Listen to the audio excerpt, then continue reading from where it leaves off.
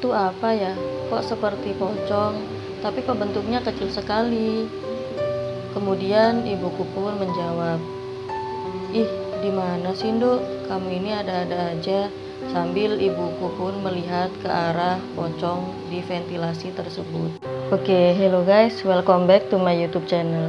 Di video kali ini aku akan menceritakan tentang kisah pocong bayi bajang yang bergelantungan di belakang rumah. Dan seperti biasa, kita langsung saja ke ceritanya.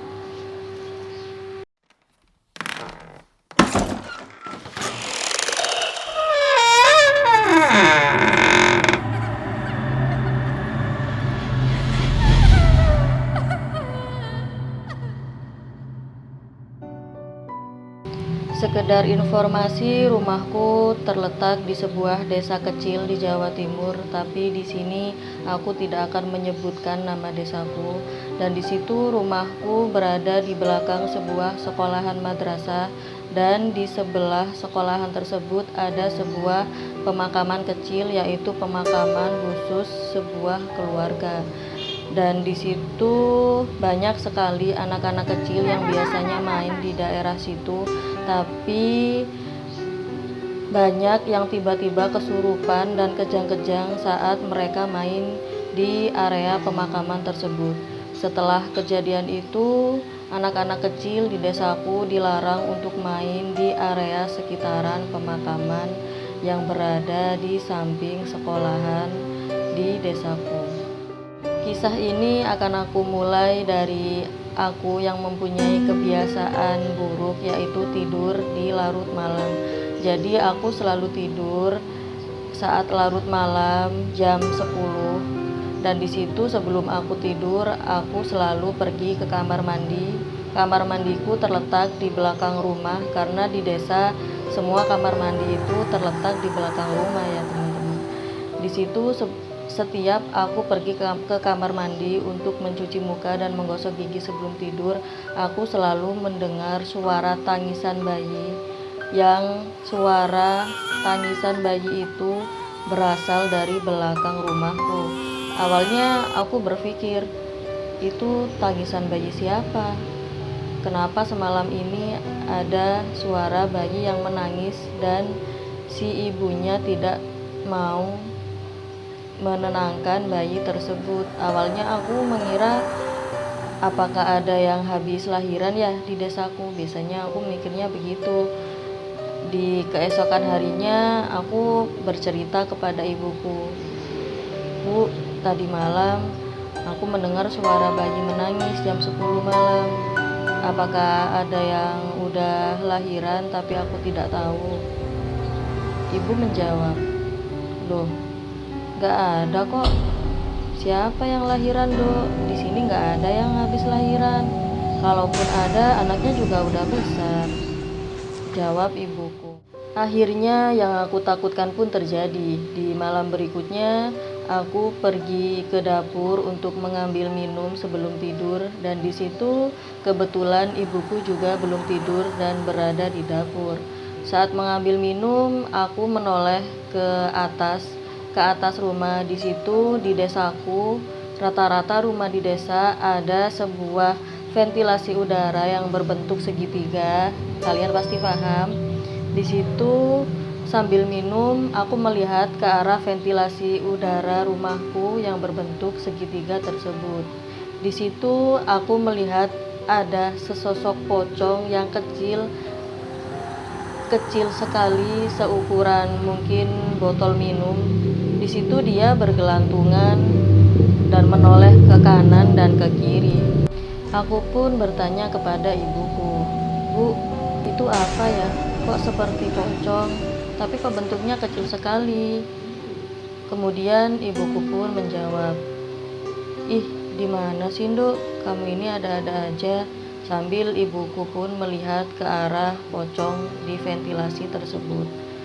Di situ ibuku kemudian berkata, Bukan, sepertinya itu hanya dedaunan yang lagi jatuh tertiup angin dan bergelantungan di situ." Kemudian ibuku langsung buru-buru ambil air minumnya, dan ibuku pun langsung bilang kepadaku, "Dok, apa kamu gak mau tidur? Ibu tidur dulu ya, ibu udah ngantuk." Dengan terburu-buru ibuku pun sedikit berjalan lebih cepat dan masuk ke kamarnya dan mengunci pintu kamarnya. Di situ aku masih heran kenapa ibu aku seperti itu. Aku mikirnya seperti itu.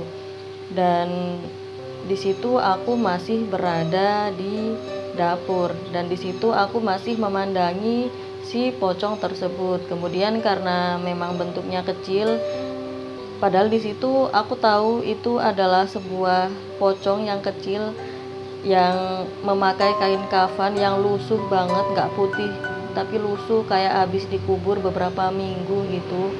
Tapi di situ ya udahlah, aku mikirnya mungkin memang itu daun, karena kata ibu aku kan daun, nggak mungkin juga kan ada pocong sekecil itu. Aku akhirnya pikirnya seperti itu dan aku pun pergi tidur. Tetapi sesuatu yang mengejutkan pun terjadi. Di pagi harinya saat aku bangun tidur, di situ ibuku bertanya kepadaku, "Dok, apakah kamu tahu apa yang kamu lihat semalam?" Aku pun menjawab, "Iya Bu," kata ibu, "itu daun." Aku pun menjawab seperti itu. Kemudian ibuku pun mengatakan kepadaku, "Dok, yang kita lihat semalam itu adalah pocong, Dok." Ibuku pun bilang seperti itu dengan ekspresi wajah yang sedikit takut dan sedikit terkejut.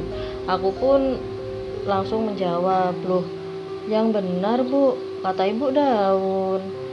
Sebenarnya kan aku memang melihat Bu kalau itu bentuknya pocong, kalau daun kan bentuknya biasa Bu. Kalau semalam itu bentukannya memang pocong karena udah jelas-jelas aku melihat ada kuncungnya di kepala pocong, ada talinya juga seperti itu.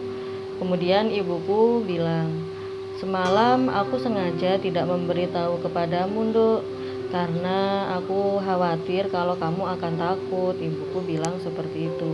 Dan di pagi harinya, tepatnya waktu subuh, waktu ibuku bangun, dia langsung pergi keluar rumah, tepatnya di belakang rumah aku, untuk mengecek kemana pocong itu pergi. Kata ibuku, ibu sedikit khawatir karena kenapa tiba-tiba ada sesosok pocong di rumahku tersebut. Kemudian ibuku pun bilang kepadaku kalau di belakang rumah memang sering ada wanita yang menguburkan janinnya di area sekitar belakang sekolah tersebut, tepatnya di belakang rumahku. Mungkin itulah alasan kenapa ada sesosok pocong yang kecil atau pocong bayi bajang yang bergelantungan di atas rumah. Di malam-malam berikutnya, aku masih mendengar suara tangisan bayi yang berasal dari arah belakang rumahku. Tapi alhamdulillah, aku dan ibuku sudah tidak pernah melihat sesosok pocong lagi dan tidak pernah menunjukkan dirinya lagi di belakang rumahku. Jadi sesosok pocong tersebut sudah tidak pernah menampakkan diri lagi, teman-teman. Ini adalah sebuah pengalaman yang sungguh tidak enak di dalam hidupku sama ibu aku. Jujur saja, ketika kita melihat suatu makhluk atau bisa kita sebut sebagai hantu, itu rasanya nggak enak banget, teman-teman. Jadi aku harap kalian yang melihat atau menonton video aku tidak pernah atau semoga tidak akan pernah diganggu oleh sosok pocong atau sosok apapun. Oke, segitu aja cerita aku di hari ini. Tunggu untuk cerita-cerita misteri selanjutnya. See you on my next video. Bye bye.